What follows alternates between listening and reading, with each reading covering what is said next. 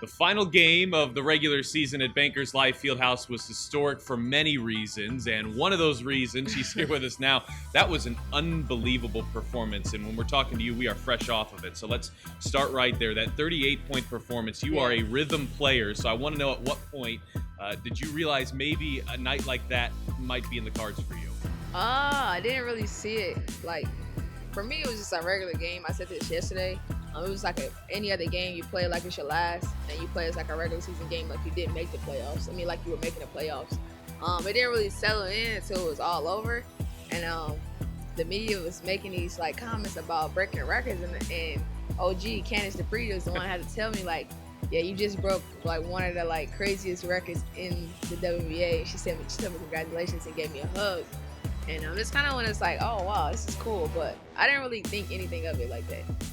I don't want to speak for you, but I've seen you warm up and I've seen you shoot a lot, and it really didn't seem like your best warm up either. Yeah, I didn't really, knowing that we came off the plane Saturday going into Sunday, didn't really get a chance to like really work on what I really wanted to from like a fatigue standpoint. So it was kind of just like recovery, and I kind of always like get on myself about making sure I get up the right amount of shots as far as quality is concerned. And it kind of bothered me because I felt tired and I wasn't shooting well in the warm-ups. So and any basketball player is like, dang, like this cannot be the last game. I just like look terrible or feel terrible. But the moment we got started, I kind of like settled into a laser type focus, and I just let everything take care of itself. We'll get into your offseason plans in a moment, but do you sense, not even this game, but you played really well in New York too, a strong close to the season? Can that carry momentum into what your offseason plans are going to be, and then ideally even back here when you start year 3?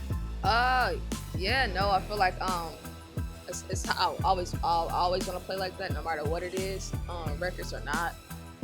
I think going into my 3rd year and going to my 2nd year overseas is kind of going to help me put things in perspective about what I need to work on and where I need to be better at.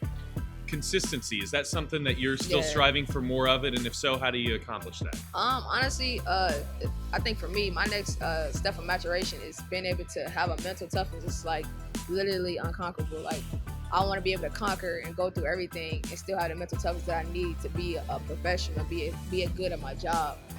I know that you guys wish you were in the playoffs, and that was a goal that unfortunately you weren't able to accomplish. But when you look at maybe last year to this year, 6 wins to 13, you finished 1 spot out of the playoffs. You go over 500, past the All-Star break. Do you sense that things are in the direction where you guys want it to be going? For sure. It's one of those things where it's bittersweet knowing that we are still kind of young.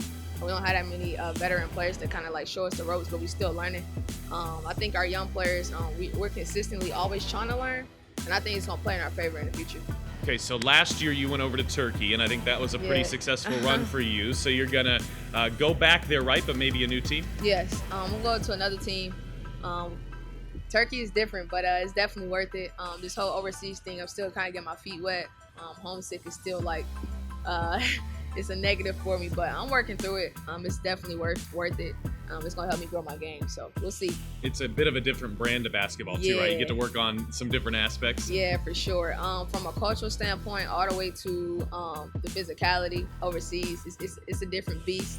It kind of puts in perspective how different the game is throughout the course of the world. But it's fun. It's definitely worth it, and to be able to kind of showcase my talents on a like international level is dope.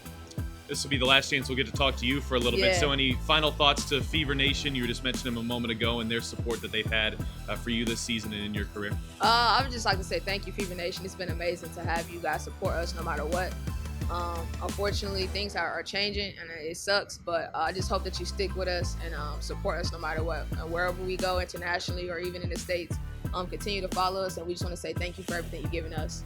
And then last thing, this building is going to undergo renovations for a couple of years, but I know you've had the chance a couple of times to check out Hinkle. And I know when this announcement was originally made, my thought was best case scenario, let's see if they can get to Hinkle. So there has to be some excitement to get to play there too when you come back. Actually going to Hinkle as a team, we kind of felt like it was homey. We felt comfortable. So like at Butler, it just feel like it's like closed in on you, and like because it's so closed in, you just kind of feel that like that comfortable type of zone, type of focus, and to know like our fans is like right on top of us is kind of dope, I think. All right, well, year 2 is in the books for you. A real strong finish to it. In fact, nobody now has made more three-pointers in a game than you, so you can hang your hat on that as you leave. But congratulations here on a successful second season. I appreciate it. Thanks for having me.